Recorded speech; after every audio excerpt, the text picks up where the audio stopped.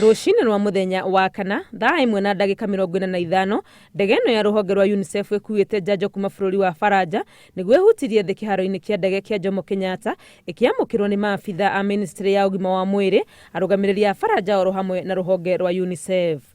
This particular consignment that has just arrived is 182,400 doses of the Astra-Zeneca vaccine, which has been supplied to us through the COVAX mechanism as a donation from the government of France. The French government has graciously given us these doses.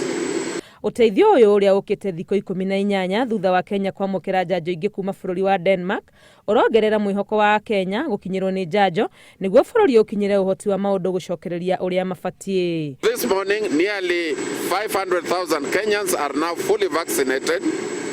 Therefore this is going to increase that number and will be on course to achieve our target of 10 million Kenyans vaccinated by the end of the year. And we are delighted that we are seeing more countries donate vaccines so that we can reach vaccine equity. Oro mweri ũyũ bũrũri nĩ ũgũkorwo ũkĩamũkĩra ũteithio wa njanjo mũthemba wa Johnson na Pfizer kuma bũrũri-inĩ wa Amerika na iria thirikari ĩgũrĩte irarĩgĩrĩrwo gũkinya mweri-inĩ wa kanana. We are going to be getting 1.7 million doses of Pfizer. Already we have been given information and we have started working on that. These are expected this month. We are also expecting 500,000 doses as a donation through the COVAX mechanism of Johnson & Johnson.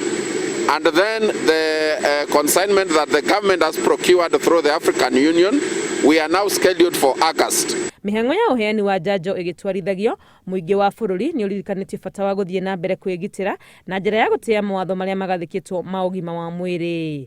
Ngĩribotera Inooro TV, rĩtwa rĩakwa nĩ Wangui wa Mwangi.